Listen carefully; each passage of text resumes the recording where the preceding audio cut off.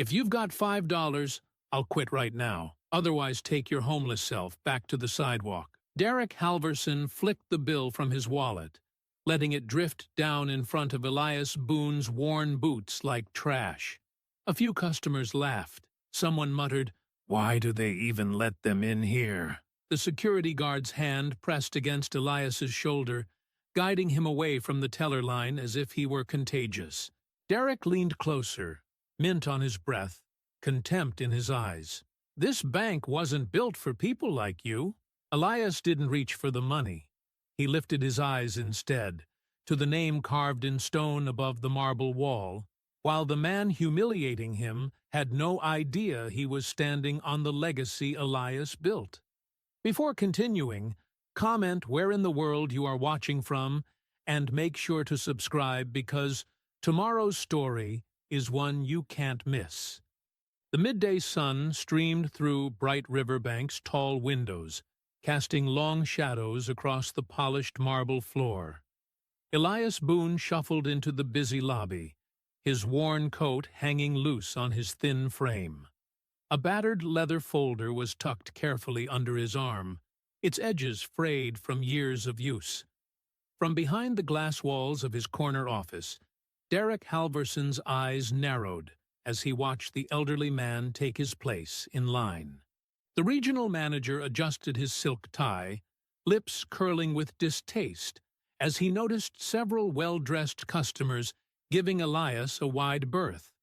The line moved slowly. Elias stood patiently, one hand gripping his folder, while the other steadied himself on his walking stick. He observed the grand lobby he remembered from decades ago, though now the warm woods had been replaced with cold steel and glass. The original brass fixtures were gone, switched out for chrome that gleamed almost aggressively under the fluorescent lights. When Elias finally reached the counter, teller Pam Hargrove's welcoming smile froze, then fell away entirely. She straightened her blazer and cleared her throat. "Can I help you?" Her voice carried just enough edge to make it clear help wasn't really being offered. "Yes, please," Elias said softly, but clearly. "I'd like to open a checking account." His dignified tone seemed to catch her off guard. "Do you have proper identification?" Pam's words dripped with doubt. "I do." Elias began to reach for his folder. The sharp tap of expensive shoes on marble announced Derek Halverson's approach before his booming voice filled the lobby. "Is there a problem here?" He didn't address Elias directly, speaking instead to Pam while looking at the elderly man like something scraped off his shoe. "This gentleman wants to open an account," Pam explained, emphasizing gentleman with barely concealed sarcasm. "Oh, really?" Derek's laugh was loud enough to draw attention from everyone in line. "And what kind of account were you hoping to open?" He gave an exaggerated sniff. "The shelter is actually across town, if that's what you're looking for." Elias remained steady, his voice calm. "A checking account. I have $5 to deposit." The lobby grew quieter as more customers turned to watch. Derek's smile widened, cruel amusement dancing in his eyes. He gestured subtly to Luis Ortega, the security guard, who reluctantly moved closer to the counter. $5 whole? Derek's voice dripped with mock amazement. My. We don't usually see such substantial initial deposits from your—" He paused meaningfully. "Type." Elias's eyes drifted to the large bronze plaque mounted prominently on the wall behind the teller stations. The bank's community mission statement was engraved there, promising equal service to all members of the community. He'd written those words himself, decades ago. "The minimum opening deposit is $5, Elias stated simply. "It always has been." Derek leaned forward, placing both hands on the counter. His cologne was overwhelming at this distance. "Listen here. This is a respectable institution. We have standards to maintain. Perhaps you didn't notice our other customers? He gestured broadly at the lobby. They don't come in here smelling like they've been sleeping in dumpsters. As if on cue, a well-dressed white man in his 40s approached the next teller window. "Good morning, Mr. Patterson," Derek called out warmly. "How's that new boat treating you?" "Just wonderful, Derek. About to deposit the registration fees now." "Excellent, excellent. Let us know if you need anything." Derek's entire demeanor had transformed, all sunshine and professional courtesy. Then he turned back to Elias, the smile vanishing. "You see? That's our typical clientele." Throughout the exchange, Elias remained perfectly still, studying Derek with eyes that missed nothing. The younger man's show of authority, the carefully maintained power dynamics, the casual cruelty meant to impress watching customers. It was all familiar. He'd seen it before, decades ago, in other faces. Slowly, deliberately, Elias reached into his coat pocket. The security guard tensed, but Elias withdrew only a crisp $5 bill. He placed it carefully on the counter, smoothing it with one weathered hand. The lobby had gone completely silent now. Even the clicks of computer keyboards had stopped. Everyone was watching the scene unfold. Derek stared at the money, then threw back his head and laughed. "Oh, this is rich." He spread his arms wide, playing to his audience. "Tell you what, since you've managed to scrounge up $5 whole." He paused for effect, his voice rising to ensure everyone could hear. "If you have $5, Derek announced with a smirk, "I'll quit." The tension in the lobby was thick enough to cut with a knife. Some customers looked away in embarrassment. Others watched with uncomfortable fascination. Luis Ortega shifted his weight uneasily, his hand resting on his belt, while Pam busied herself straightening already neat stacks of deposit slips. The cruel words hung in the air, a public challenge that Derek clearly expected would send the shabby old man shuffling away in defeat. But Elias didn't move. He stood perfectly still, his $5 on the counter between them, his eyes never leaving Derek's face. Derek's laughter echoed through the lobby as more customers pulled out their phones, trying to be subtle as they recorded the confrontation. The $5 bill lay pristine on the counter between them, a small green rectangle that had somehow become the center of this mounting tension. "Let me make this perfectly clear," Derek announced, straightening his designer tie. "We reserve the right to refuse service to anyone who doesn't meet our institutional standards." His voice carried the practiced smoothness of someone used to making unpleasant things sound official. "It's policy." Several customers shifted uncomfortably. A woman in a business suit looked down at her shoes. An elderly couple whispered to each other, their faces pinched with concern. "I'd like to see that policy," Elias said quietly, his dignity unchanged. "Could you show me where it's written?" Derek's jaw tightened. He turned toward Luis, who stood rigid and uncertain near the counter. "Mr. Ortega, please move this individual along. He's disrupting business." Luis took a hesitant step forward, his face betraying his discomfort. "Sir, if you could—" "The policy," Elias repeated calmly. "I'm sure Mr. Halverson can point to the specific regulation." His use of Derek's name caused the manager's eyebrows to rise slightly. "Listen here," Derek sneered, leaning closer. "This isn't a soup kitchen. We don't need to explain ourselves to every vagrant who wanders in off the street. Security will escort you out, or the police can do it instead." The lobby had grown so quiet that the soft scrape of Elias's folder opening seemed unusually loud. With careful movements, he withdrew several yellowed papers and laid them on the counter beside the $5 bill. The documents were clearly old but well preserved, their edges crisp despite their age. Derek glanced dismissively at the papers, then did a double-take. His eyes widened slightly as he recognized official incorporation seals and signatures. At the bottom of one document was a black-and-white photograph showing a younger Elias standing proudly in front of the original Bright River Bank building, surrounded by the first board of directors.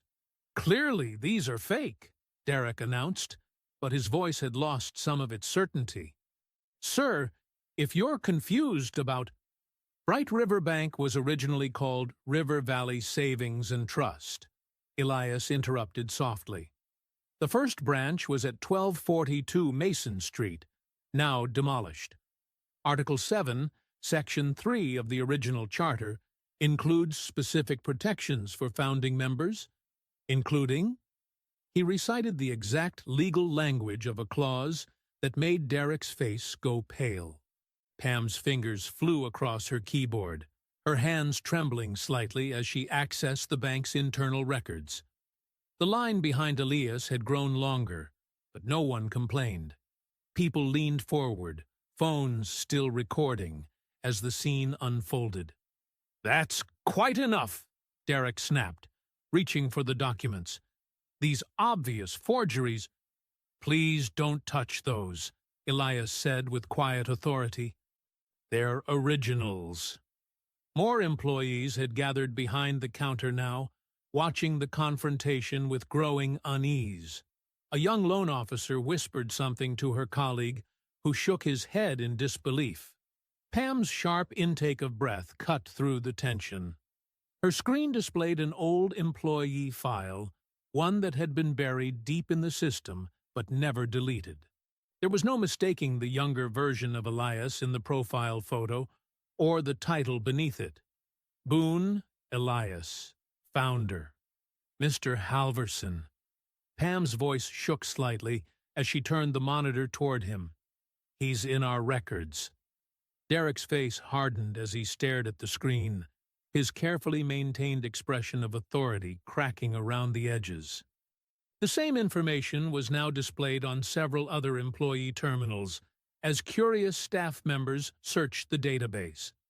Luis had backed away from Elias, his hand dropping from his belt. Other customers continued recording, their phones capturing every moment of Derek's obvious discomfort.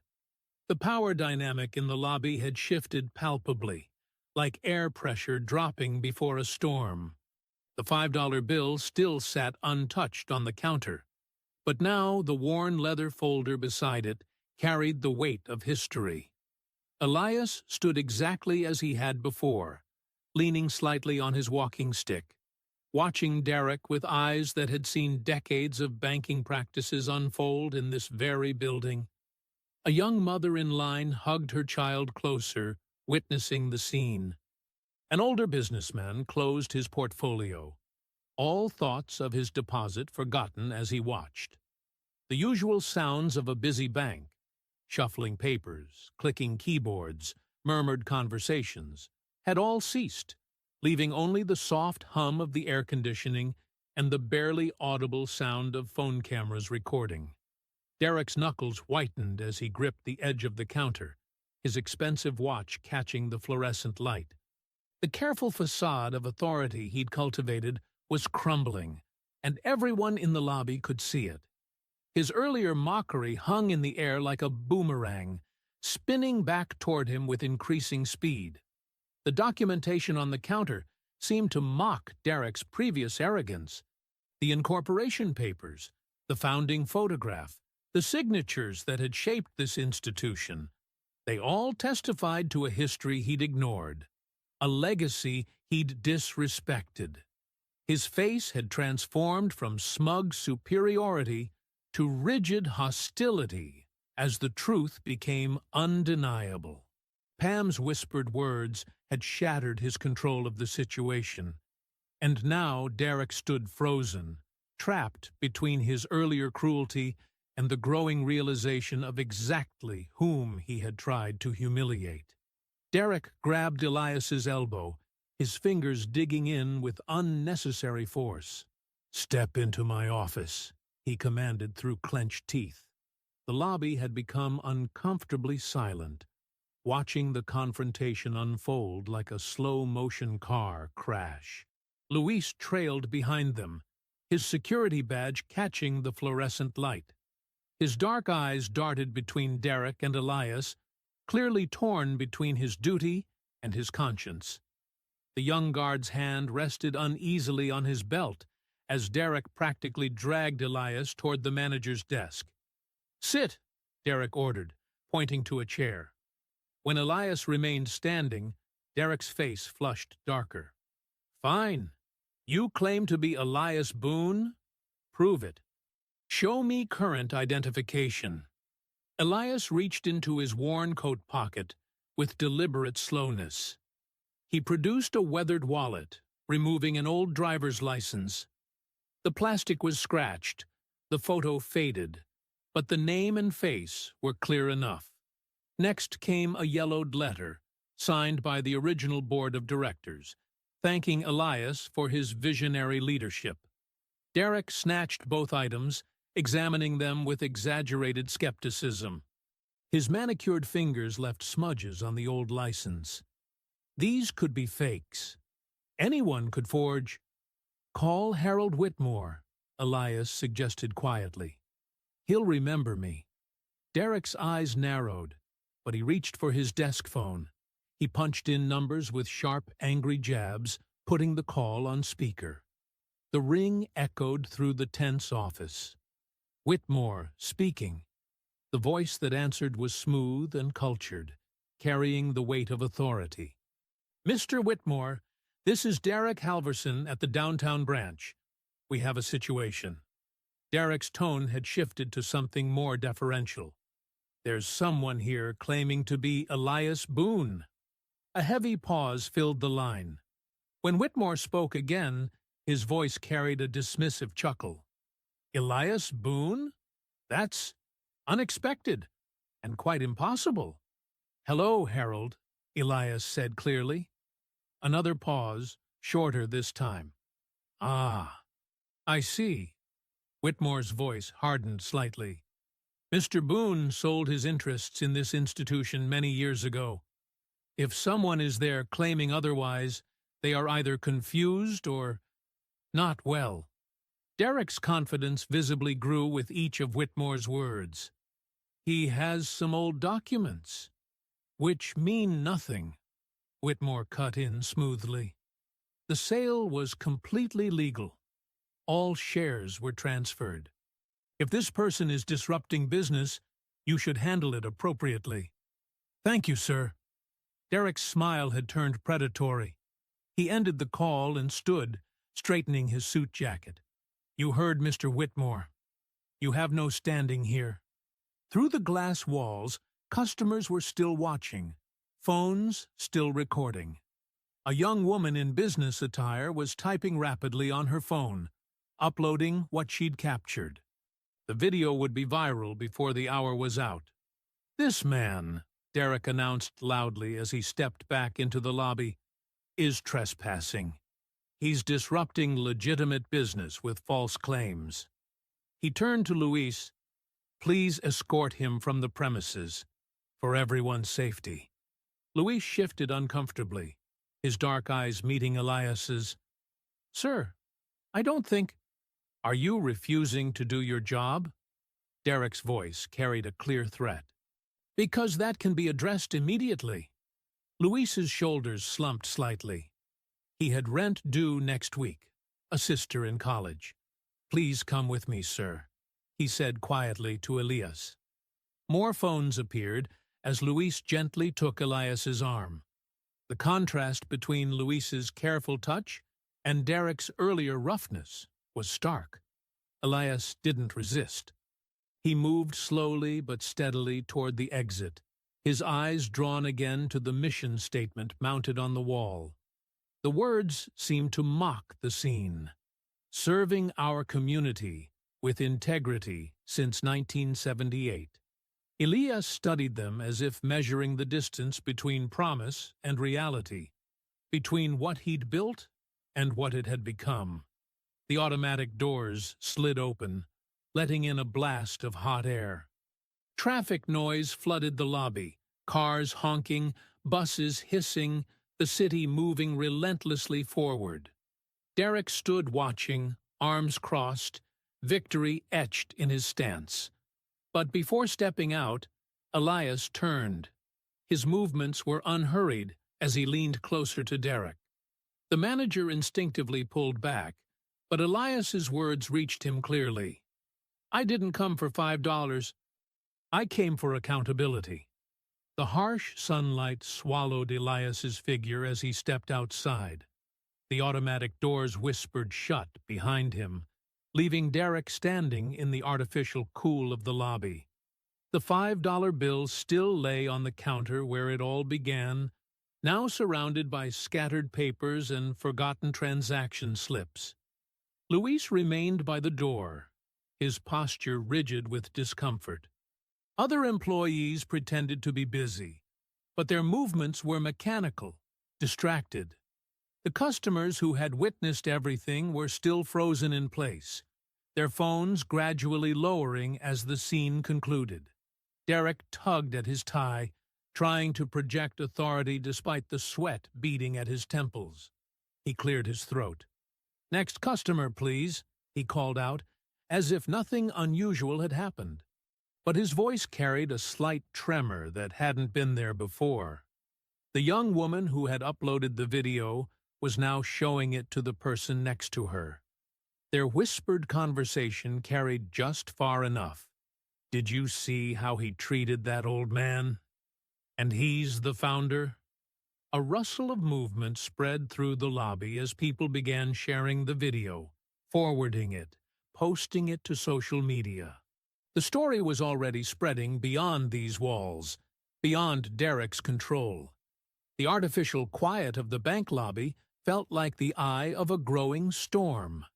The blue light from Naomi's phone cast shadows across her living room as she scrolled through her social media feed. Empty takeout containers littered her coffee table. Another late dinner after a long day chasing leads at the newspaper. A video auto-played, the sounds of a bank lobby filling her apartment. Her thumb froze mid-scroll. The elderly man in the worn coat, she knew that face.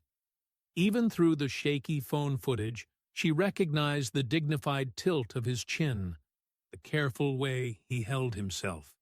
Her grandfather, Elias Boone. "Oh my God," she whispered, turning up the volume. The footage was damning. The sneering bank manager, the casual cruelty, the forced removal. Comments flooded the video. "Another entitled boomer making trouble. Who shows up with $5 nowadays? Bet he's just confused and lost. That manager should be fired." Naomi's hands shook as she watched it again. And again.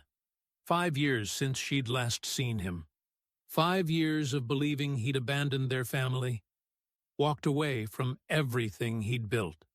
But here he was, being humiliated in the very bank he'd founded. She grabbed her keys, knocking over a cold cup of coffee in her haste. Her journalist instincts kicked in. She had contacts, ways to trace people. 3 phone calls later, she had an address. A boarding house in the old part of town, where rent was cheap and questions were few. The drive took 20 minutes. Naomi rehearsed her anger in the car, all the things she'd wanted to say for years. About leaving them, about the silence, about her grandmother dying without him there. The boarding house was a faded Victorian, paint peeling around sagging window frames. Window units hummed against the evening heat. A flickering porch light illuminated the worn steps as Naomi climbed them. Room 2B, she knocked sharply. Footsteps approached, measured and unhurried. The door opened, and there he was, closer than he'd been in years. Elias looked tired, the day's confrontation weighing on his shoulders, but his eyes were clear and alert. "Naomi." He said her name softly, like a prayer. $5? Her voice cracked. You show up after all these years for $5? He stepped back, holding the door wider. Come in. Please. The room was small but meticulously organized. A narrow bed, a desk covered in papers, walls lined with filing cabinets. No photos, no personal touches. It looked more like an office than a home. Why? Naomi demanded, standing rigid just inside the door. Why did you leave us? Why are you living like this? What was that scene at the bank about? Elias settled heavily into a desk chair, gesturing for her to take the room's only other seat. I never left. Not really. You disappeared. I was forced out, he corrected quietly. Legally cornered. They threatened to destroy the bank's reputation, to drag your grandmother's name through the mud, to make sure your mother never worked in finance again. Naomi's journalism training kicked in. Who threatened you? Harold Whitmore, the board. They saw an opportunity when the recession hit. Used it to push me out, change the bank's direction, but they made a mistake. He reached for a filing cabinet drawer. They thought I'd just fade away. He pulled out a thick binder, then another, and another. Each was carefully labeled with dates spanning the past 5 years. I stayed close, he continued, opening the first binder. Watched, gathered evidence, built a case. Naomi leaned forward, professional instincts overtaking personal hurt. The binders contained loan denial letters, printed emails, spreadsheets tracking foreclosure patterns. Her trained eye caught the coding, certain neighborhoods marked for enhanced scrutiny, loan terms suddenly changing for specific demographics. Look at the zip codes, Elias said, pointing to a highlighted column. Compare them to census data. Look at the denial rates versus credit scores. Naomi's fingers traced the patterns emerging from the data. Systematic discrimination. They're targeting minority neighborhoods. They're using complex financial products to hide it, pushing adjustable rates in certain areas, knowing the borrowers won't understand the terms, setting people up to fail. But why go in today? Why let them humiliate you on camera? Elias's eyes held a deep sadness. Because sometimes injustice needs a face. Sometimes people need to see cruelty in broad daylight to recognize what's happening in the shadows. Naomi picked up another document, internal emails discussing neighborhood cleanup through strategic foreclosures. Her reporter's mind was already organizing the story. The data, the paper trail, the human impact. The bank I built was meant to lift people up, Elias said, his voice heavy with purpose. To give chances to those other banks ignored, to strengthen communities, not destroy them. More documents covered the desk now. Performance reviews praising managers for aggressive acquisition strategies, bonus structures tied to foreclosure rates, training materials teaching how to deny loans while avoiding discrimination claims. Naomi looked up from a particularly damning memo, meeting her grandfather's steady gaze. The years of silence, of assumed abandonment, shifted in her mind. He hadn't run away. He'd been gathering ammunition. They turned my bank into a weapon, Elias said simply. Naomi reached for her reporter's notebook, already clicking her pen. Then we expose it. The boarding house kitchen was barely big enough for 2 people. A single bulb cast harsh shadows across decades-old documents spread on a scratched formica table. Steam had long since stopped rising from their untouched teacups. Look here, Elias said, pointing to a yellowed page of dense legal text. Section 7, subsection C of the original bylaws. Naomi leaned closer, squinting at the faded type. Her reporter's notebook was already half full of hurried observations and quotes. I wrote this section myself, Elias continued. Everyone thought it was standard corporate language. But there's a trigger clause buried in the legal framework. What kind of trigger? Naomi asked, pen poised.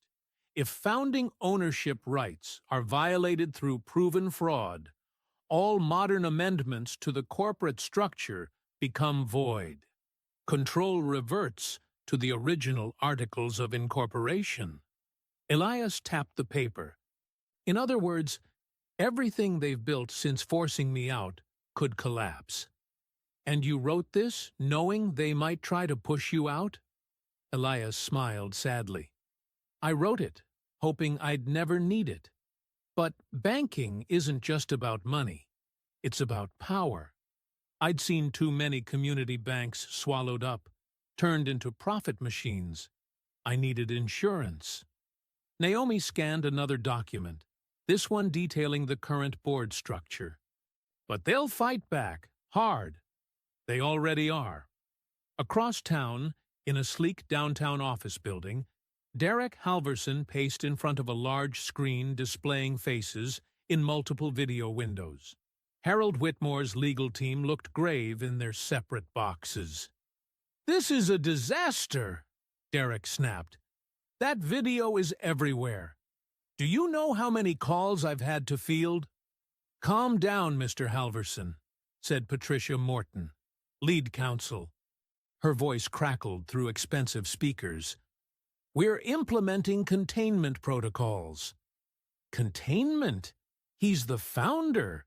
People are already asking questions about why he lives in a boarding house while we post record profits. Whitmore's face filled the central window. "Derek, listen carefully. Elias Boone is a relic. He's been living in near poverty, making wild claims, causing scenes in banks. What does that sound like to you?" Derek stopped pacing. "A mental health crisis." "Exactly." Whitmore's smile was thin. "We're filing an emergency petition first thing tomorrow. We'll paint a picture of a once great man, sadly declined, who needs protection from himself. The court will appoint a guardian, and any claims he makes will be legally worthless."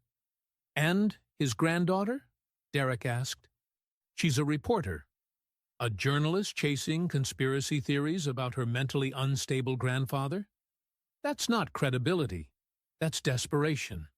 In the boarding house kitchen, Naomi's phone chimed. She opened the email, eyes widening as she read.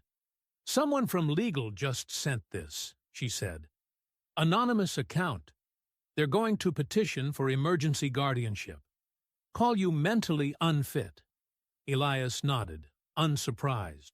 Standard tactic. They did the same thing to Marcus Thompson when he tried to stop the merger at First Capital. And Elaine Brooks at Pacific Trust. They'll claim they're protecting me while they silence me.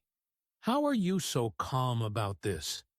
Because I've spent 5 years studying their moves. We need Evelyn Shaw, the civil rights attorney, the one who won the redlining case against United Federal. Call her, now. Elias slid a business card across the table. Tell her it's about the Bright River bylaws. She'll understand. Naomi dialed, surprised when it was answered despite the late hour. She explained quickly, mentioned Elias's name, and the bylaws. "Dawn," Evelyn said simply. "My office. Bring everything."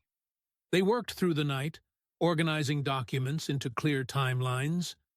Elias explained each piece, the hidden ownership structures, the buried clauses, the patterns of systematic discrimination carefully obscured beneath layers of corporate policy. "Your father used to help me with the community outreach programs," Elias said softly as they worked. "Every Saturday, teaching financial literacy classes, helping people understand mortgages, build credit, plan for their futures." Naomi paused in her scanning. "I remember those Saturdays. He'd come home so tired but happy. The bank was meant to be a legacy for your family, for the community. When they forced me out, I couldn't fight back immediately. They had too much power, too many connections. But I could watch, document, wait. And now we have proof of everything.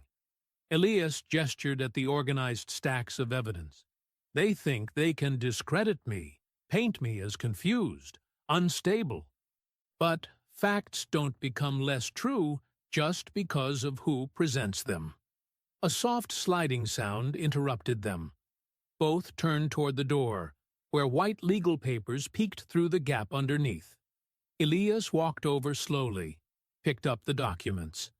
His eyes moved methodically across the pages of the injunction request. They're fast, he noted, continuing to read. Emergency hearing scheduled for tomorrow afternoon. Claims of mental instability, requests for temporary guardianship, immediate freeze of any legal claims or public statements. Naomi stood. We need to fight this. No, Elias said calmly, setting the papers on the table. We need to let them think they've won. Let them believe their old playbook still works.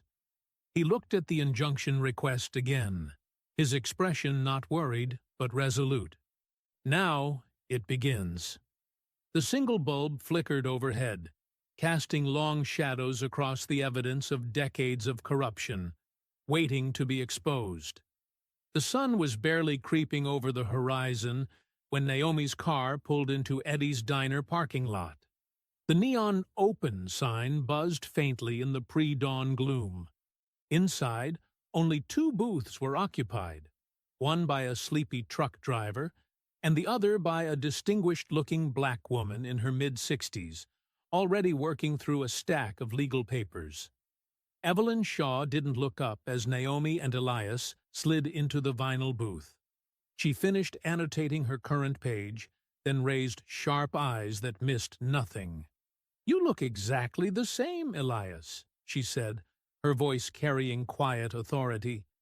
Though I wish we were meeting under better circumstances. Thank you for seeing us so early, Elias replied, setting his worn leather briefcase on the table. A waitress approached with coffee, but Evelyn waved her away with practiced politeness. Let's get straight to it. Show me everything.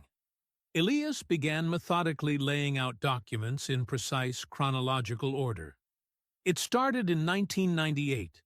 The board brought in new investors, claiming we needed capital expansion. For the next hour, he reconstructed the careful dismantling of his life's work. Missing shareholder certificates, board meeting minutes with suspicious gaps, voting records that didn't add up.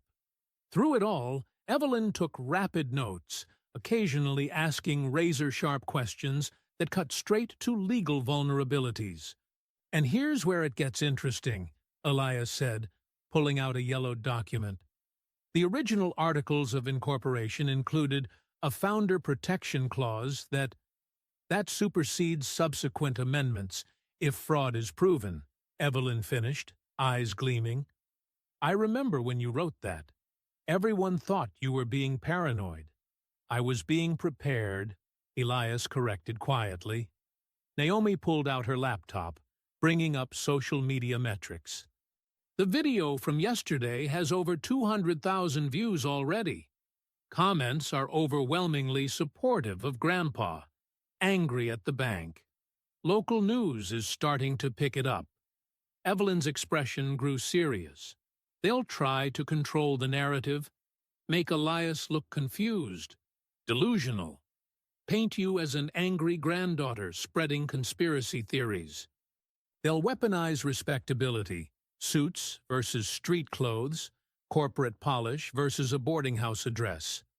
They already are, Naomi said, showing them her phone. The bank's PR team had just issued a statement. Bright River Bank is aware of a disturbing incident involving a former employee. While we sympathize with Mr. Boone's current situation, his claims about past involvement with our institution appear to stem from serious confusion. We are concerned for his well-being and hope he receives appropriate care. Evelyn's lips tightened. classic playbook. They'll build this narrative all day unless we move fast. She pulled out a legal pad. Here's what we do. First, we file for emergency preservation of evidence. Everything from security footage to email archives. Second, we request a temporary restraining order against any retaliation against employees who might support Elias's version of events. Third, we demand immediate production of all historical shareholder records. Across town, Derek Halvorsen was already doing damage control. He'd called an emergency staff meeting before opening hours, his usual polish showing signs of strain.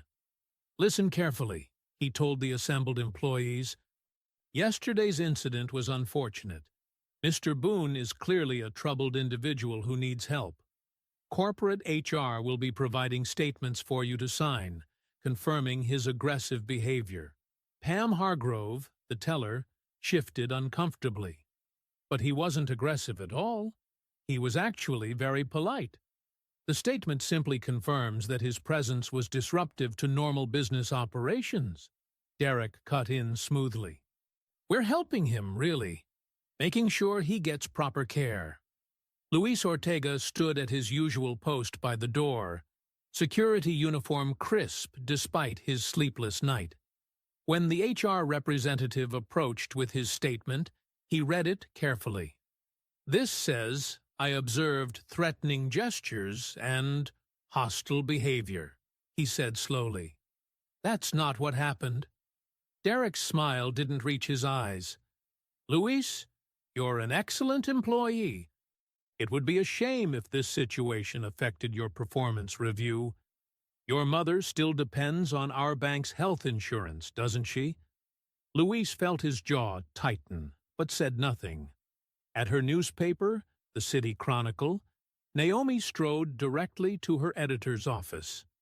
Mark looked up from his morning coffee with visible reluctance. Whatever it is, make it quick. We're on deadline. I need to run an investigative series on Bright River Bank, Naomi said, dropping her research on his desk. Systematic discrimination, predatory lending, corporate fraud. Hold up, Mark interrupted. Bright River is one of our biggest advertisers. We'd need something rock solid. The man they humiliated yesterday? He's the original founder. I have documentation proving he was forced out illegally. And I have 5 years of evidence showing how they've betrayed everything the bank was created to be. Mark's expression shifted as he began flipping through her notes. How fast can you write it? First piece can go live by noon. Do it. Naomi's fingers flew across her keyboard, crafting a story that would ignite public outrage. Bright River's forgotten founder. How a community bank lost its soul. She wove together the viral video, historical documents, and stark statistics showing how the bank's lending patterns had shifted to target minority neighborhoods for foreclosure. At 11:58 a.m., she hit publish. At 4:55 p.m., Evelyn Shaw strode into the county courthouse, filing an emergency motion for preservation of evidence. The clerk's eyes widened at the thickness of the supporting documentation. You're cutting it close, she warned, glancing at the wall clock. As long as it's stamped before 5, Evelyn replied calmly. Justice doesn't mind waiting a few minutes. The late afternoon sun cast long shadows across Clara Watkins's small front yard. Yellow foreclosure notices fluttered in the breeze, taped haphazardly to her weathered blue door. Naomi stood on the cracked concrete path, notepad in hand, watching the elderly woman's fingers tremble as she pulled another notice down. They just keep coming, Clara said softly, her dignity intact despite the shame in her eyes. 3 this week alone. The house behind her was modest but immaculate, white trim freshly painted, flower boxes bursting with marigolds, decades of pride visible in every careful detail. Mrs. Watkins, can you tell me about the refinancing application? Naomi asked, following her inside to a kitchen that smelled of fresh cornbread and lemon cleaner. Clara's arthritic hands sorted through a stack of papers at her small formica table. 38 years in this house. Never missed a payment. She pushed her reading glasses up her nose. My Norman, God rest him, made sure we always paid on time, even during the layoffs in '89. When he passed, I kept right on schedule with my teacher's aide pension. She produced a thick folder, organized with the precision of someone who'd spent a lifetime keeping records. The property taxes went up last year, not by much, but enough to stretch things tight. I just needed a small adjustment to the rate. My credit score is good, and the house is worth 3 times what I owe. Naomi examined the application documents, her journalist's eye catching details. Clara's payment history was spotless. Her debt-to-income ratio was conservative. By any standard metric, she was a perfect candidate for refinancing. They kept finding new reasons, Clara continued, pulling out rejection letters. First, they said my pension wasn't steady enough income. Then they wanted an assessment. I paid $400 for that. Then they said the house needed repairs before they could proceed. Every time I met one requirement, Mr. Halverson's office found another. The kitchen door creaked open, and Elias entered quietly, his face grave as he took in the scene. Clara's eyes widened slightly with recognition from the viral video. You're him, aren't you? The founder they threw out yesterday? Elias nodded, lowering himself into a chair. Mrs. Watkins, I owe you an apology. This bank, my bank, was built specifically to prevent this kind of treatment. We wrote it into our very first mission statement, to serve all communities with dignity and fairness. Naomi spread out 2 loan applications side by side. Clara's and another she'd obtained from a source, a borrower from an affluent zip code with nearly identical financials. The differences in treatment were stark. Where Clara faced escalating requirements, the other application sailed through. Where her pension income was questioned, similar retirement funds were readily accepted. Look at these risk assessment notes, Naomi pointed out. Neighborhood stability concerns, demographic shifts in lending zone, historical default patterns in target area. It's all coded language. Clara's hands trembled as she pulled out more letters, each bearing Derek Halverson's signature stamp. My neighbors got these, too. The Jacksons lost their place last month. Been there since the 60s. The Ramirez family across the street is fighting their 3rd denial. They're systematically pushing people out, Elias said quietly, using lending policies to reshape the neighborhood's demographics. Naomi's phone buzzed with an anonymous message. R.E. Watkins foreclosure. Overheard Halverson in break room. Another one down. Keep cleaning up the neighborhood, and developers will come running. Have screenshots of internal emails. Want to help? She showed it to Elias, whose expression hardened. We need more than individual cases, he said. Evelyn says we need documented proof of systematic discrimination, internal communications, policy memos, incentive structures. The archive system, he added after a moment, eyes distant with memory. In '85, I implemented a redundant record-keeping protocol. Every policy change, every directive, every amendment had to be logged in triplicate. If they haven't dismantled it, where would these records be? Naomi asked, already typing notes. Sub-basement archive room, behind the old vault. Most people don't even know it exists anymore. Clara watched them talk, her hands folded in her lap. All these years, I thought it was just me, that I must have done something wrong. You did nothing wrong. Elias assured her firmly. They're the ones who corrupted everything this institution was meant to stand for. The sound of heavy trucks rumbling down the street made them all look up. Through Clara's kitchen window, they could see moving vans approaching. Not for her house, not yet, but for another family down the block. The reality of what was happening to this community became startlingly visible. Naomi gripped her notebook tightly, jaw set. We're not letting them take her home. The evening sun painted the street in amber tones as more neighbors emerged from their houses, watching the movers work. They gathered in small groups, sharing similar stories of denied loans, of sudden rate changes, of requirements that seemed to multiply endlessly. Each story added another thread to the pattern Naomi was documenting, building a tapestry of systematic displacement hidden behind banking policies and profit margins. Clara stood in her doorway, the foreclosure notices crumpled in her hand, watching another family's life being packed into boxes. The marigolds in her flower boxes caught the last light of day, defiant splashes of color against the growing shadows. Streetlights cast a sickly yellow glow through the boarding house window as Elias spread an old building blueprint across his small kitchen table. Naomi leaned in, her phone recording, as her grandfather's weathered finger traced the bank's layout.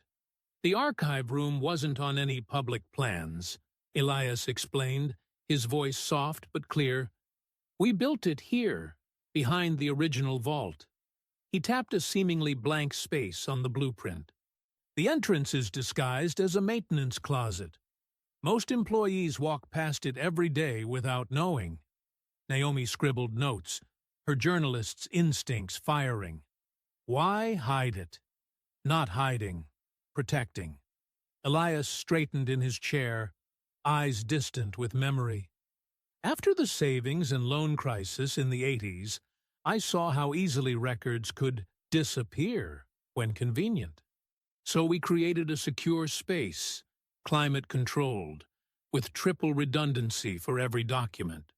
Policy changes, loan decisions, board minutes, everything. The boarding house creaked around them, its old bones settling in the night. A car alarm wailed somewhere in the distance. If those records still exist, Naomi said, they could prove the discrimination pattern. Show how they twisted your founding mission. Elias nodded, then reached for his ancient flip phone. There's someone who can help us. Raymond Pierce. He ran operations for 20 years before they pushed him into early retirement. The phone rang several times before a gruff voice answered. Elias put it on speaker. Raymond, it's Elias Boone. A sharp intake of breath. My God, I saw the video today. Been waiting for this call. Raymond, I need to access the archive room, the one behind operations.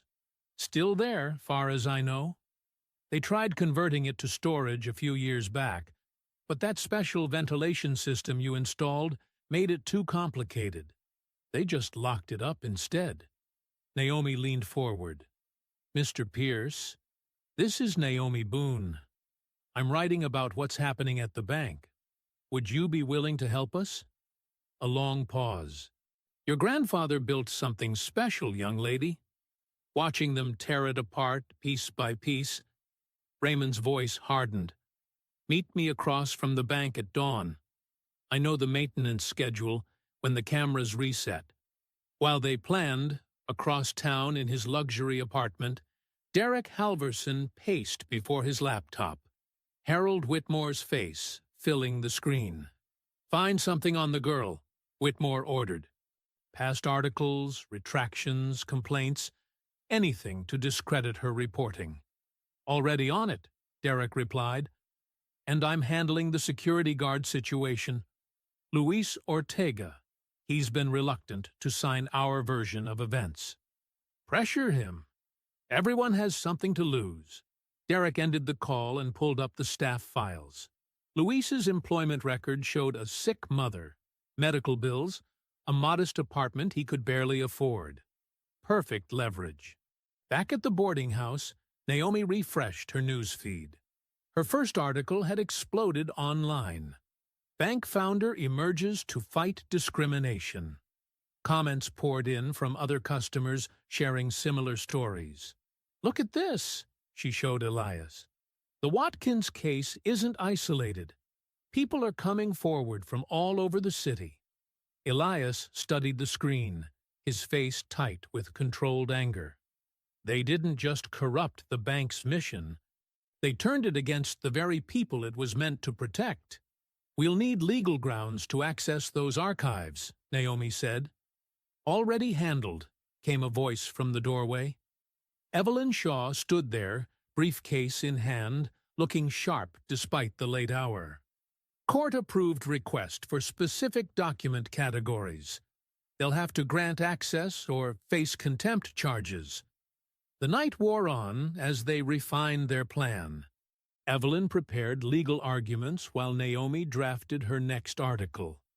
Elias sat quietly, memorizing the updated building layout Raymond had texted. Finally, the eastern sky began to lighten. They gathered their materials and drove separately to the bank, parking on side streets to avoid attention. The building's glass facade reflected the dawn's pink glow, making it look almost innocent. Raymond Pierce waited in the shadow of an old oak tree, his retired security uniform still crisp after all these years. His face was lined with age, but his eyes were sharp as he watched the early morning cleaning crew enter through a side door. "Maintenance uses that service entrance," he explained quietly. "Camera blind spot between 6:15 and 6:20 when the system resets. Guards change shifts at 6:30. Elias nodded, recognizing the precision that had made Raymond an excellent operations manager. Naomi checked her watch. 6:10 a.m. "Once inside," Raymond continued, "you'll have about 12 minutes before the first employees arrive. The archive room lock was never updated. Too expensive to retrofit the specialized door." He reached into his pocket and withdrew a worn keycard, its magnetic stripe still dark despite years of disuse. "Never turned this in when they pushed me out. Figured it might matter someday." Elias took the card, feeling its weight. Not just plastic and metal, but years of accumulated purpose. "This place forgot who built it," Raymond said, his voice thick with emotion. "Forgot what it was meant to be." They watched the cleaning crew finish their rounds. 6:15 approached. Evelyn gripped her briefcase containing the court order. Naomi checked her recorder. Elias held the keycard, his expression resolute. The morning traffic was beginning to build as they moved toward the bank's service entrance, Raymond's directions fresh in their minds, the weight of 30 years of hidden records waiting behind that unmarked door. The rented conference hall buzzed with tension as shareholders filed in, their leather shoes clicking against polished floors.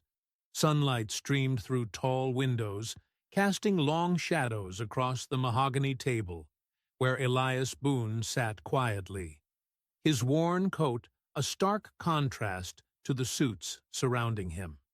Naomi slipped into the seat beside him, dropping a thick folder of proxy forms onto the table. 32 signatures, she whispered.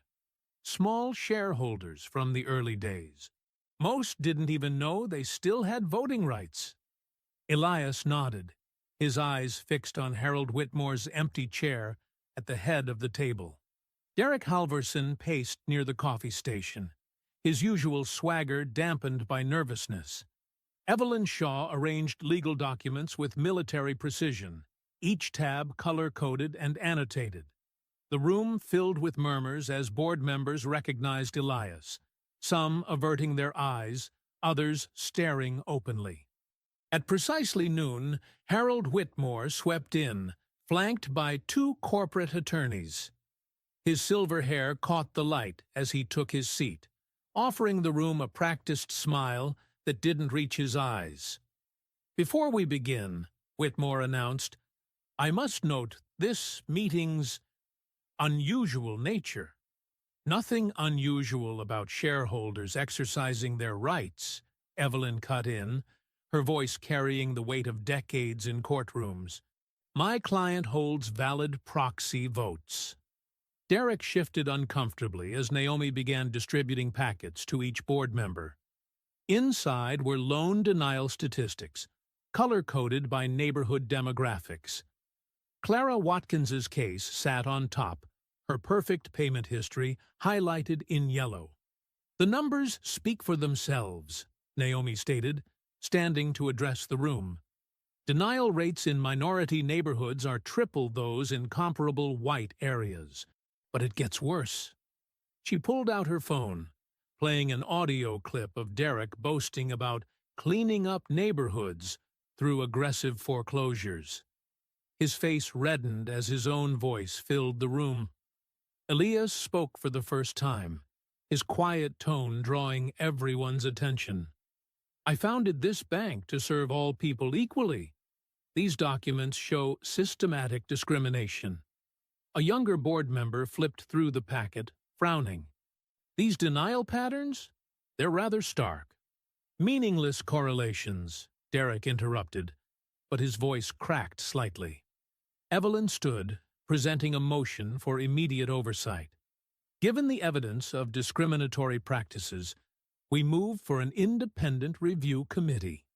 Several shareholders began whispering among themselves. An older woman in pearls studied Clara's loan file with growing concern. "And there's more," Naomi continued, producing a printed email. "This internal memo links executive bonuses directly to foreclosure rates. Mr. Halverson received substantial payments for each property seized." Derek's coffee cup clattered against its saucer. Whitmore tried to interject, but Evelyn was faster. "I move to enter this document into the official record," she declared, passing copies to the corporate secretary. "Page 3 specifically mentions targeting certain neighborhoods for aggressive collection."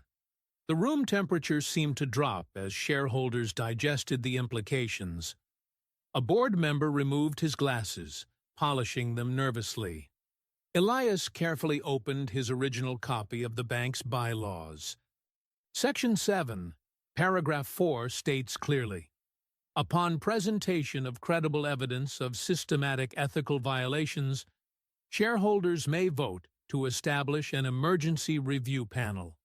The board secretary confirmed the clause's existence. Hands began rising around the table. Shareholders requesting to be heard. "I've banked here 40 years, one man stated. "Never knew we were pushing people out like this." A woman in a blue blazer spoke up. "These foreclosure incentives, they're predatory, plain and simple."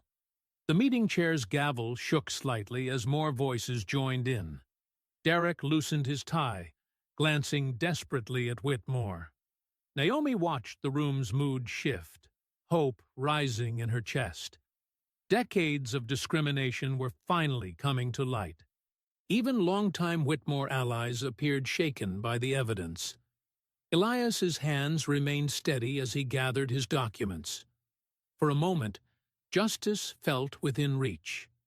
Then Harold Whitmore rose slowly to his feet, his thin smile never wavering. The room fell silent as he reached into his briefcase, withdrawing a single sheet of yellowed paper. "This has been quite the performance," he said smoothly. "But before we continue this theatrical display, perhaps we should discuss the document that proves Mr. Boone has no shares at all." The words fell like stones into still water, ripples of shock spreading through the conference hall. The brief victory that had seemed so close just moments before hung suspended in the sudden tension. Whitmore held the yellowed paper aloft like a trophy, his manicured fingers gripping what he claimed was Elias's downfall. The conference room's air conditioning hummed as shareholders leaned forward, straining to see. This transfer agreement, Whitmore announced, dated October 12, 1992, shows Mr. Boone voluntarily surrendering all shares to the board's voting trust. He passed copies around the table, each rustling sheet building tension. Naomi grabbed one, her journalist's eye scanning every detail. The signature at the bottom matched her grandfather's perfectly. The same slight tilt to the B, the distinctive loop in the E. Her stomach dropped. The document is properly notarized, Whitmore's lawyer added, pointing to the official seal, and witnessed by 3 board members of that era. Elias stared at the paper, his weathered face tight with confusion. "I never signed this," he said, but his voice carried less conviction than before. Derek Halvorson's smirk returned as he lounged back in his chair. "Memory's a tricky thing, isn't it?" Evelyn Shaw demanded to examine the original, but Whitmore's team was prepared. They projected high-resolution scans on the conference room screen, showing paper composition tests and ink dating analysis. "We anticipated this unfortunate situation," Whitmore said smoothly, "which is why we've already filed for emergency judicial review." A large screen at the front of the room flickered to life, revealing Judge Margaret Webster's face in a remote video feed. She looked stern, her black robes a stark contrast against the pale courthouse wall behind her. "Having reviewed the submitted evidence," Judge Webster began, "I am granting temporary control to the current board pending full authentication of all documents. Mr. Boone's voting rights and access to corporate resources are suspended until this matter is resolved." Naomi watched helplessly as her careful investigation crumbled. Shareholders who minutes ago had seemed sympathetic now avoided eye contact, gathering their things and edging toward the door. "Furthermore," the judge continued, "all discovery requests are stayed pending resolution of ownership claims." Evelyn tried to object, but the judge's decision was final. The video feed cut out, leaving them in stunned silence. Through the conference room's glass walls, they could see reporters clustering in the lobby. Phones buzzed as news alerts went out. Naomi's screen lit up with the first headline: "Founders claim unravels. Documented proof shows no ownership." Her editor's name flashed on her phone. "Naomi," he said when she answered, his voice tight with stress. "The bank's lawyers just called. They're threatening a defamation suit over your articles. We need to print a retraction." "But the discrimination evidence," she started. "They're saying you knowingly published false claims from an unauthorized source. They have documentation, Naomi. We can't risk it." Social media exploded. Tweets questioned her integrity. Blog posts dissected her past articles, twisting quotes out of context. Comment sections filled with accusations about exploiting an elderly man for headlines. The conference room emptied quickly. Derek made a show of collecting Elias's visitor badge, his victory evident in every movement. "Security will escort you out," he said, not bothering to hide his satisfaction. Whitmore paused at the door, turning back to face them. "Mr. Boone, I truly hope you find the help you need. Perhaps your granddaughter should focus more on your care than on manufacturing scandals." The drive to Clara Watkins's street felt endless. The setting sun cast long shadows between the modest homes, making the sheriff's notices on Clara's door glow an angry orange. Moving trucks lined the curb, workers carrying out boxes of her life. Clara sat on her porch steps, a small suitcase at her feet. Her eyes were dry but empty as she watched her belongings disappear into the trucks. Decades of memories reduced to inventory numbers on a clipboard. "I called my niece in Atlanta," she said quietly when she saw them. "She has a spare room." Naomi crouched beside her, rage building at the sight of this proud woman reduced to dependency. "Mrs. Watkins, we're not giving up. We'll find a way." A sharp notification sound cut through the evening air. Elias pulled out his phone, his hand trembling as he read the message. "They've frozen my accounts," he whispered. "Every penny." The color drained from his face. He swayed slightly, reaching for the porch railing but missing. Years of stress, age, and the day's brutal developments caught up in a rush. "Grandpa?" Naomi grabbed his arm as his knees buckled. They managed to get him back to his boarding house room, the bare walls and simple furniture a stark reminder of how far he'd fallen from his founder's office. He lay on the narrow bed, looking suddenly every one of his 78 years. "They're erasing me again," he whispered, his voice thin with exhaustion and defeat. His eyes drifted closed, the fight seemingly drained from him. Naomi stood by the window, her hands clenched into fists as she watched the last light fade from the sky. Decades of her grandfather's work, Clara's home, her own professional reputation, all apparently demolished by a single piece of paper. She turned back to the bed, fury burning away her doubts. "Not this time," she said, her voice hard with determination. The sharp knocking jolted Naomi from restless sleep. Morning light barely filtered through the cheap motel curtains where she'd crashed after getting Elias settled. Her laptop still hummed from overnight research, scattered papers covering every surface. 3 more urgent knocks. Naomi grabbed her phone, 5:47 a.m. Through the peephole, she saw Luis Ortega shifting nervously in his security uniform, glancing over his shoulder at the empty hallway. She opened the door. "Luis? What are you—" "I'm sorry it's so early," he interrupted, his voice low and strained. "But I couldn't. After yesterday, watching Mrs. Watkins." He swallowed hard. "Can I come in? Please?" Naomi stepped aside, quickly clearing papers from a chair. Luis perched on the edge, his hands clasped tightly together. "Derek pulled me into his office last night," Luis started. "Wanted me to sign a statement saying your grandfather was aggressive, that he threatened staff." His jaw clenched. "Said if I didn't play ball, I could kiss my job goodbye. My mom's medical bills, my sister's college fund, he knew exactly where to push." "But you didn't sign?"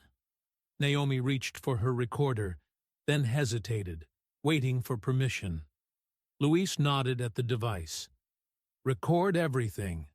I'm done being scared silent." He took a deep breath. "There's something bigger you need to know. The bank. We keep everything. Years of security footage, all backed up off-site. Not just the branch cameras. Conference rooms, offices, storage areas, even the executive floor." Naomi sat straighter.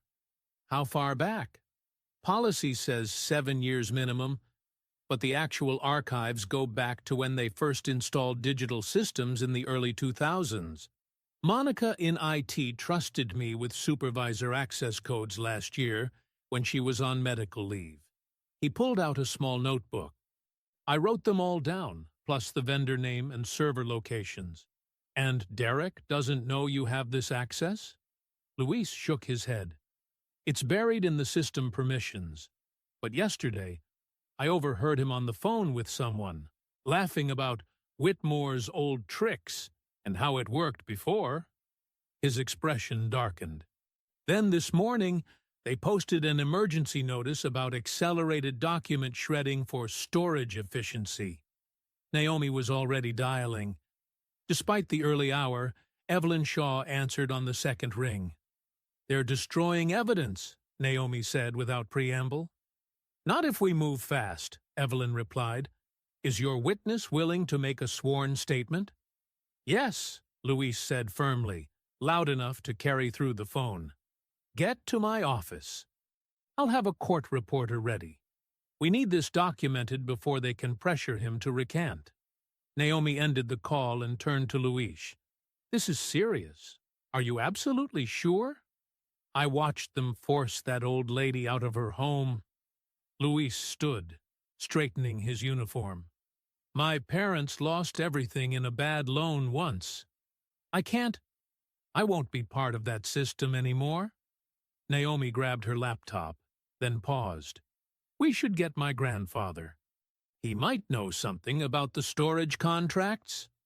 They found Elias already awake in his boarding house room, looking frail but alert in the morning light. When Luis explained about the footage archives, Elias's eyes sparked with recognition. Data Vault Solutions, he said. That was the original vendor name. I insisted on long-term backup redundancy when we first went digital. Too many lost documents in the old days. He smiled faintly.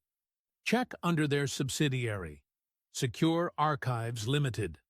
The contract renewal would have been automatic under the original terms. Naomi's fingers flew across her laptop keyboard. Got it. Parent company still active, same storage facility. She turned the screen to show business registration records. They can't claim these archives don't exist. Luis checked his watch. I'm supposed to start my shift in 2 hours. Call in sick. Evelyn's voice was firm through the speakerphone. We need to get your statement documented now while the evidence is intact. They helped Elias into Naomi's car, the morning traffic still light as they crossed town to Evelyn's office. The elderly lawyer was waiting at her desk, a court reporter already set up in the conference room. Luis sat straight-backed as he detailed everything. The access codes, Derek's threats, the overheard conversations about document destruction. The reporter's fingers flew across her stenotype machine, capturing every word. And you're making this statement of your own free will? Evelyn asked formally. Yes. Luis's voice was steady. I understand I might lose my job, but keeping quiet, that means losing something bigger. Evelyn handed him the printed affidavit. Read every word carefully. This is your shield and your sword. Luis read slowly, then signed with careful precision. The court reporter notarized it immediately. Naomi watched the notary stamp press into the paper, making it official, making it real. Her heart pounded with the weight of what they'd just gained, and what they might find in those archived recordings. Evelyn gathered the documents, her movements precise and purposeful. She looked at each person in the room. Luis with his unwavering conscience, Elias with his decades of painful knowledge, Naomi with her investigative fire.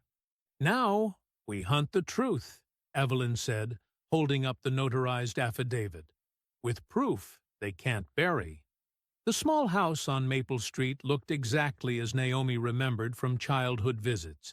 Neat flower boxes, faded green shutters, brass numbers slightly tarnished. Martha Wilson, her grandmother's closest friend, had kept it virtually unchanged since Rebecca Boone's passing 5 years ago. Everything's just as she left it, Martha said softly, unlocking the front door. I dust weekly, but I never moved her things. Somehow, it felt wrong. Naomi followed Elias inside. The familiar scent of lemon furniture polish and old books wrapped around them. Morning light filtered through lace curtains, dancing across photographs of happier times, family gatherings, church potlucks, the bank's original ribbon-cutting ceremony. Elias's fingers trembled as he touched the banister. Rebecca always said, she always told me she'd protected something important. I thought she meant memories. Where should we look? Naomi asked, noting how the house seemed smaller than in her childhood memories. The trunk, Elias said. In the bedroom. She kept everything that mattered in there. Martha led them upstairs, each step creaking familiar notes. The master bedroom remained a time capsule. Flowered wallpaper, quilted bedspread, and a large cedar trunk at the foot of the bed. Martha excused herself, understanding their need for privacy. Elias knelt slowly beside the trunk, his joints protesting. The brass latch opened with a soft click. Inside, decades of life lay carefully preserved. Wedding photos, birth announcements, letters tied with faded ribbons, church bulletins marking every Easter and Christmas service. Naomi sat cross-legged on the floor, helping sort through the layers. Her grandmother's neat handwriting labeled everything: dates, occasions, names. Each item sparked a story from Elias. "This was opening day," he said, holding a yellowed photograph. "We gave out free piggy banks to the children. Rebecca insisted, said it would teach them to trust banks early. I remember mine," Naomi said. "Pink ceramic with gold dots." They worked methodically through marriage certificates, property deeds, insurance policies, everything meticulously organized, but no share certificate. "Wait!" Naomi paused, lifting a well-worn Bible. The spine felt unusually stiff. "This was Grandma's church Bible, right?" Elias nodded. She read from it every morning at breakfast. Naomi ran her fingers along the spine, feeling something rigid beneath the binding. Carefully, she opened the Bible to where a pressed flower marked Psalms. Behind it, a faded prayer card showed the Lord's Prayer in elaborate script. And beneath that, "Oh my God," she whispered. The share certificate lay pristine in its original envelope, the paper still crisp, the notary seal perfectly preserved. Dated 1978, it declared Elias Boone the majority shareholder of Bright River Bank, with specific provisions about transfer restrictions and founding member protections. Elias's hands shook as he touched the document. "She knew," he said softly. "All those years ago, when they started pressuring us, she knew they'd try to take everything." Tears welled in his eyes. "Rebecca always said, 'They can't steal what they can't find.'" "Smart woman. Your wife," came Evelyn Shaw's voice from the doorway. Martha had let her in downstairs. The attorney moved quickly to examine the certificate. "This is exactly what we needed. Original documentation that predates their supposedly valid transfer." She pulled out her phone. "I'm calling Marcus Thompson, best forensic document examiner in 3 states. He can compare this to their forged transfer agreement." Naomi's phone buzzed with a text from Luis. "Derek ordering emergency email purge. Says it's routine cleanup, but targeting specific dates. Moving fast." "They're destroying evidence," Naomi said, showing Evelyn the message. "Too late," Evelyn replied. "Luis's affidavit already establishes their pattern of document destruction. That makes everything they delete look suspicious." Naomi stood. "I need to get to my newsroom. Public pressure is the only thing keeping them from moving even faster." "Be careful how you word it," Evelyn cautioned. "Don't tip our hand about the certificate yet." In her editor's office 30 minutes later, Naomi crafted the update carefully. "New evidence suggests the Bright River Bank controversy remains active, with multiple sources reporting document preservation concerns. Original founder Elias Boone's legal team continues to investigate ownership claims. Comments and shares exploded within minutes. Local community leaders posted support. Former customers shared discrimination stories. Justice for Boone started trending regionally. Back at Martha's house, the forensic examiner worked with precise movements, comparing the original certificate to high-resolution photos of the transfer document. He used specialized lighting to examine the paper composition, ink age, and signature patterns. Elias sat in Rebecca's old armchair, watching. The morning's discovery had transformed him. Not physically, but something in his bearing had shifted. The weight of decades of silence lifted from his shoulders. The transfer document shows multiple inconsistencies, the examiner finally announced. Paper stock isn't consistent with the supposed date. Ink analysis suggests artificial aging. Most importantly, the signature characteristics don't match Mr. Boone's verified exemplars. In other words, Evelyn said, a grim smile playing at her lips, we can prove forgery. She gathered the certificate carefully into an evidence envelope. This, combined with Luis's testimony about the video archives and their sudden document purge, she squared her shoulders. We're ready to reopen the fight. The evening sun cast long shadows through Evelyn Shaw's office windows as she arranged 5 chairs around her mahogany conference table. Files and laptops covered every surface, creating an informal war room. Elias Boone sat quietly, his weathered hands folded over the Bible-protected share certificate. Naomi paced, checking her phone for news updates.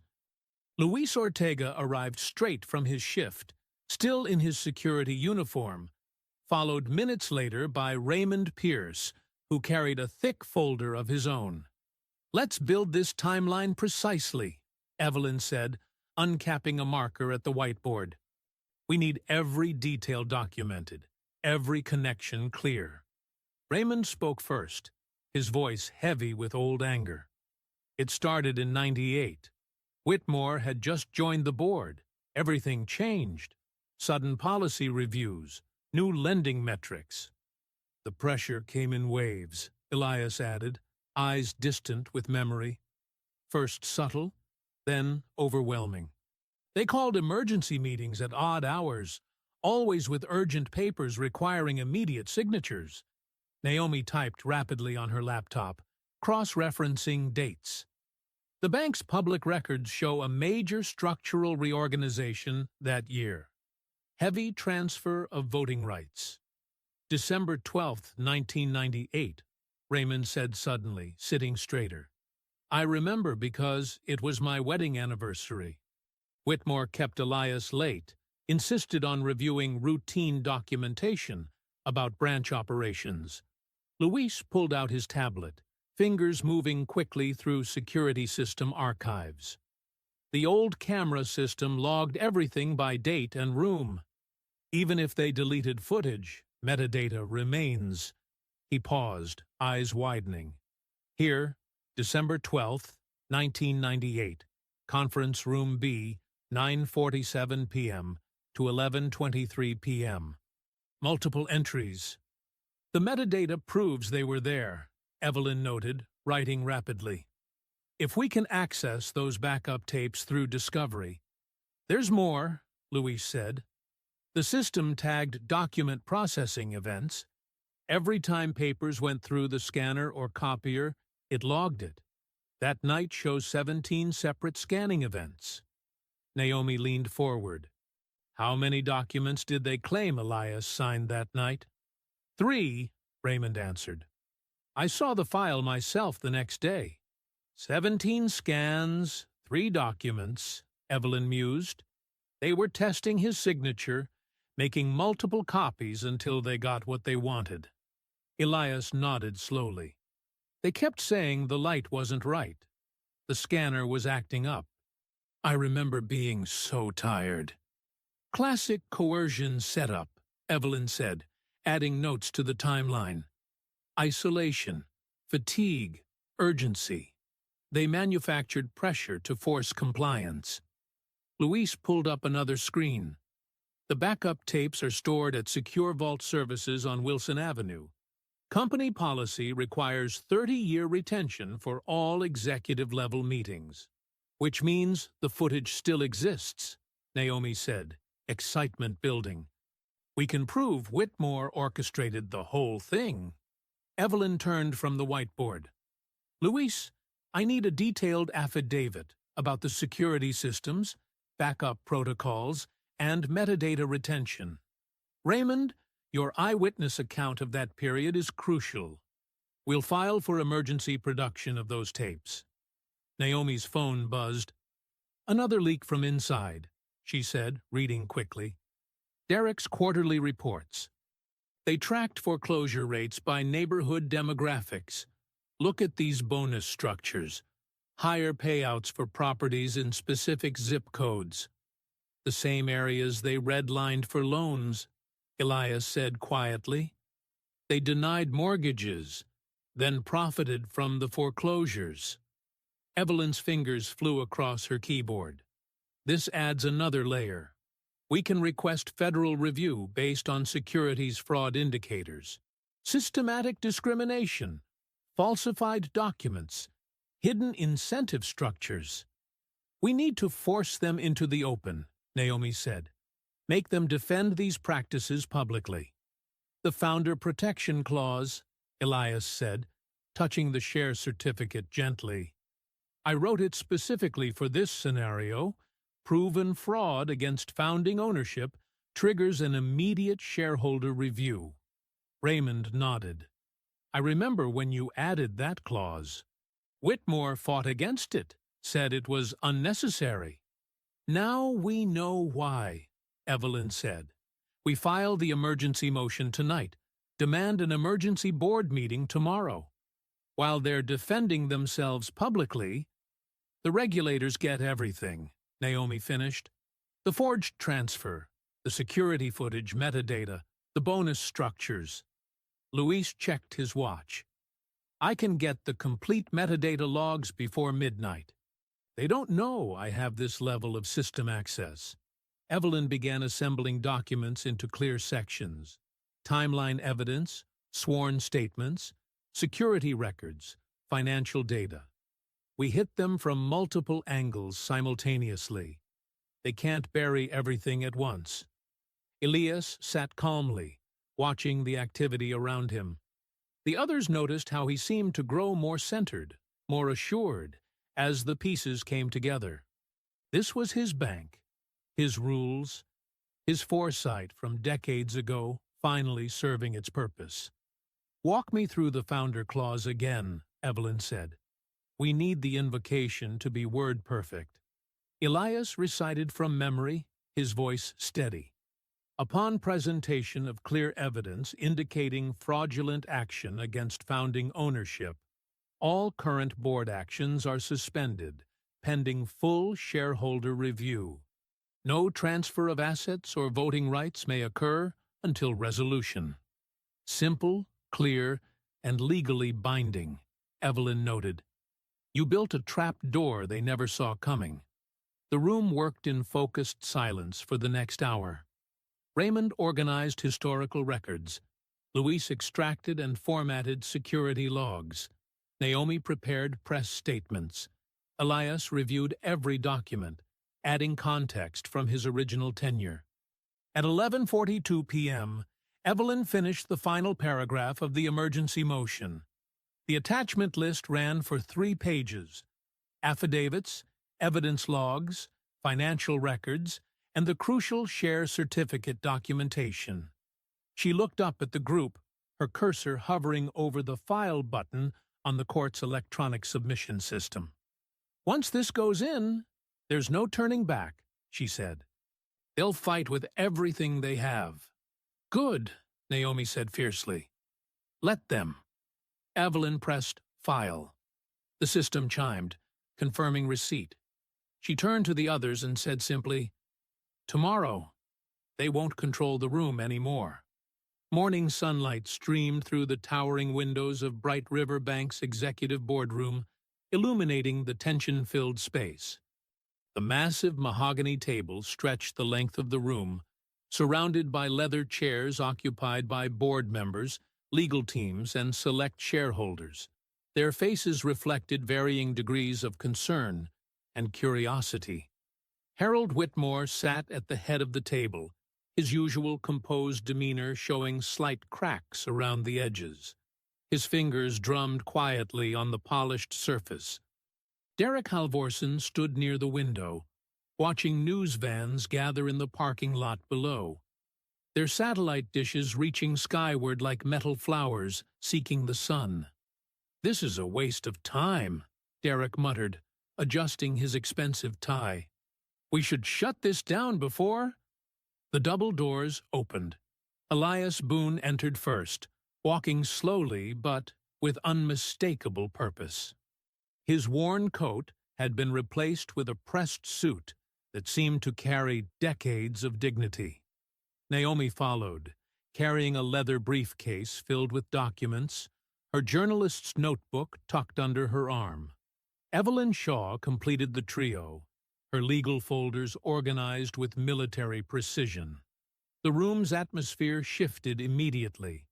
Several board members straightened in their seats, their eyes following Elias's measured progress to the table.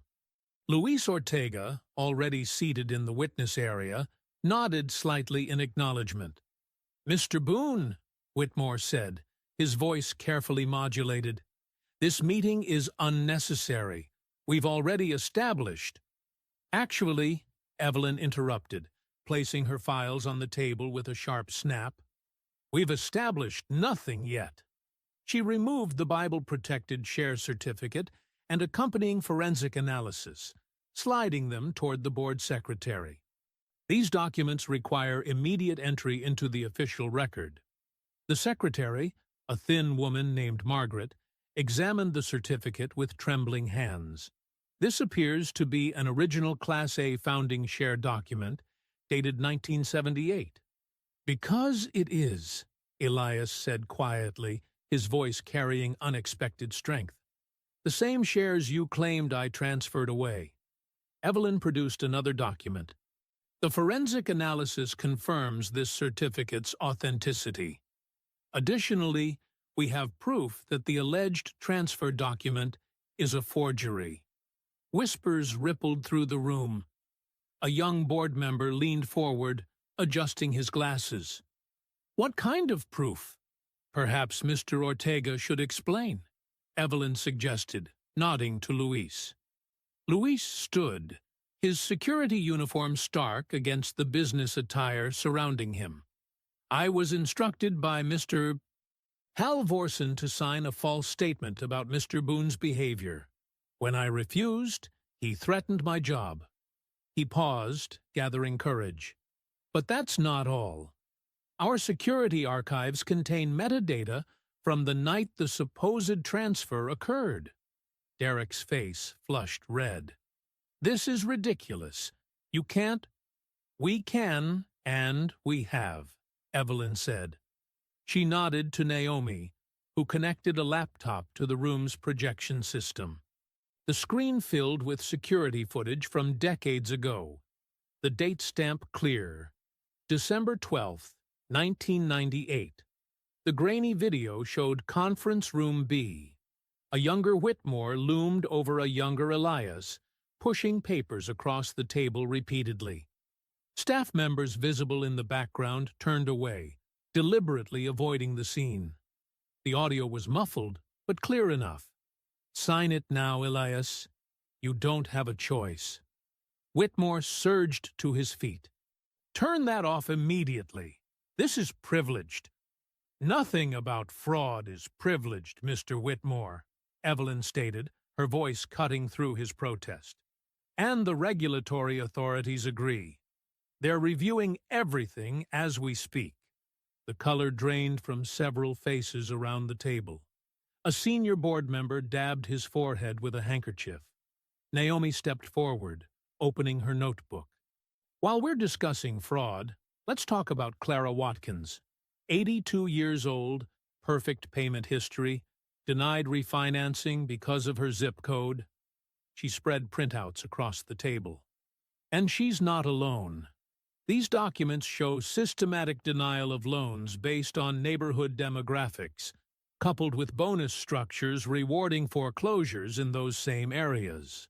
"That's standard risk assessment," Derek snapped, his composure cracking. "We don't owe loans to people who can't—" "Can't what, Mr. Halvorsen?" Elias asked softly. Can't be trusted. Can't be worthy. That's not what this bank was built for. This bank was built to make money, Derek shouted, his face contorted. And if certain people can't keep up, that's their problem. We're not a charity for... The boardroom doors swung open again. 3 individuals in dark suits entered, badges visible on their belts. The lead agent, a tall woman with steel-gray hair, spoke with quiet authority. "I'm Special Agent Carter, Federal Financial Crimes Task Force." She surveyed the room. "We're here to secure records pursuant to an ongoing fraud investigation." Whitmore's face had turned ashen. "This is a private meeting. You can't just..." "We can, and we will," Agent Carter replied. "Mr.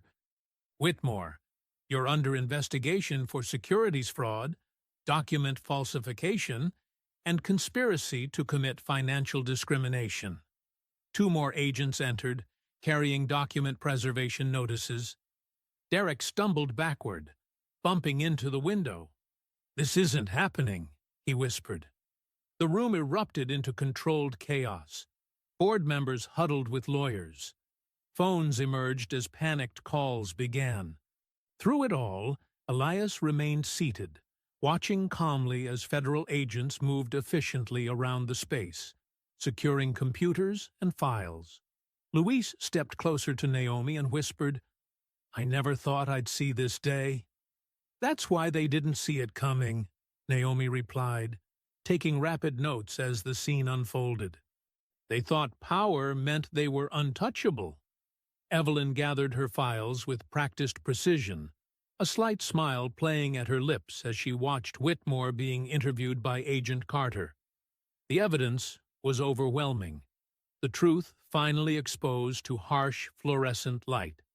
The morning sun continued to stream through the windows, illuminating dust motes dancing in the air, witnessing the dismantling of decades of carefully constructed corruption. Outside, news crews gathered in greater numbers, sensing the story breaking behind the glass walls of power.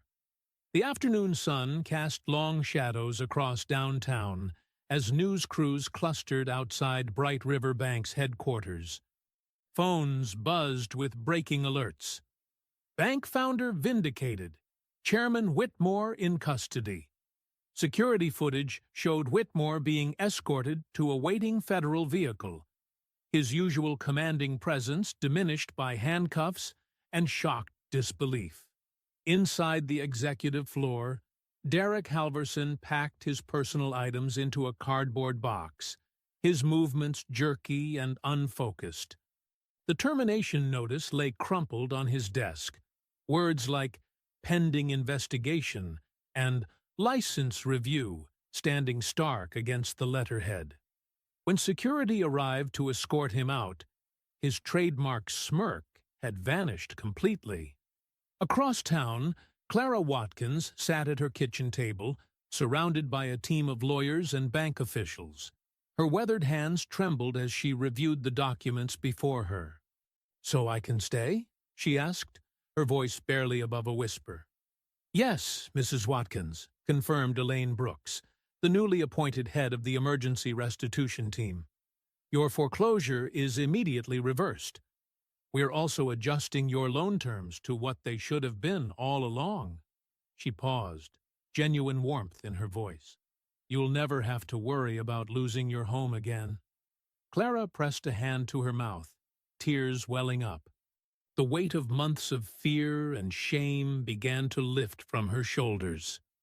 Outside her window, the foreclosure notice was being removed, each staple pulled free like a small act of justice. In her newsroom, Naomi Boone's fingers flew across her keyboard, crafting the definitive piece that would explain it all. Her editor hovered nearby, watching the story take shape. Bright River's Dark Waters: How a Community Bank Became a Weapon of Discrimination, and How Truth Won. The article detailed everything: the coded language in denial letters, the zip code-based lending algorithms, the bonus structures that rewarded pushing people out of their homes. But more importantly, it showed the human cost. Clara Watkins, Luis Ortega, and dozens of others who stood up to tell their stories.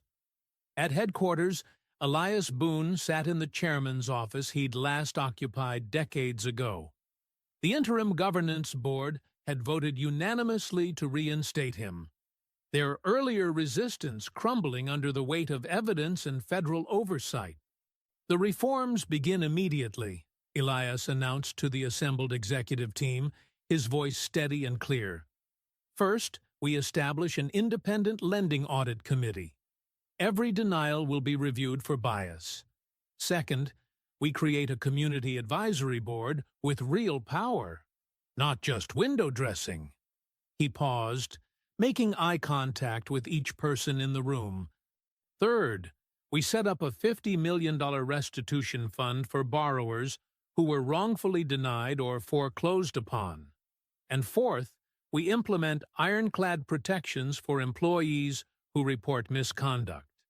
Luis Ortega, watching from the back of the room, stood a little straighter. His new position as ethics compliance officer felt like validation of every moment he'd chosen, conscience over comfort. As the sun began its descent, Elias made one final stop. He walked through the front doors of the branch where everything had started, where Derek had once mocked him in front of a lobby full of people. The space felt different now, quieter, humbler, perhaps. Pam Hargrove looked up from her station, her face flushing with recognition and shame. She remembered laughing at Derek's jokes, turning away when she should have spoken up. "Mr. Boone," she said softly, "I'm so sorry about before." Elias raised a hand gently. "The past is done.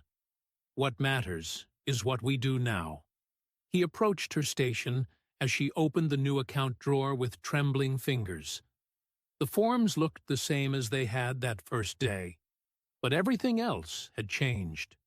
From his wallet, Elias withdrew a crisp $5 bill, just like before. But this time, when it touched the counter, it didn't land like a plea. It landed like a verdict, like the period at the end of a long, difficult sentence. The lobby's last customers of the day watched quietly as Elias filled out the form. His pen moved steadily across the paper, each stroke deliberate and dignified. Above the desk, the bank's mission statement still hung on the wall, its words about community service and equal opportunity no longer a mockery. Pam processed the account with careful attention, her movements almost ceremonial. When she finished, she handed Elias his receipt and temporary card.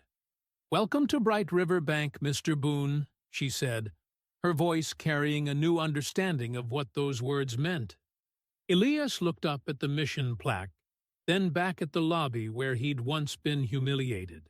Staff members watched from their stations, the weight of the moment visible in their expressions.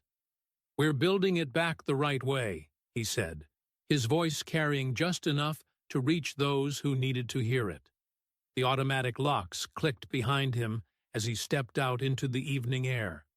The setting sun painted the bank's windows in shades of orange and gold, like justice itself had caught fire and was burning away the shadows of what had been. If you enjoyed the story, leave a like to support my channel, and subscribe so that you do not miss out on the next one. On the screen, I have picked 2 special stories just for you. Have a wonderful day.